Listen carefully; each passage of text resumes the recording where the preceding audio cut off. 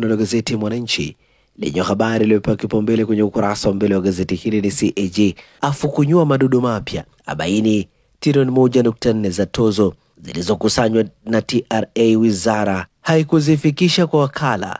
Lita milioni 14 za mafuta za toweka. Ucheleweshaji malipo miradi ya kimkakati janga jipya nchini, ahofia ripoti zake kutojadiliwa. Habari imeandikwa kwenye ukurasa wa pili, ukurasa wa 3 pamoja na ukurasa wa 4 wa gazeti hili. Gazeti hili imeandika nukuu ya Charles Kichere CAG ikisema, hata mimi naona ikiwapendeza basi taarifa hizi zijadiliwe hapa wakati mkutano huu ukiendelea, kwani sote tunaamini baada ya hapa hakutakuwa na bunge hadi uchaguzi mkuu utakapofanyika, na hivyo nafasi haitakuwepo tena.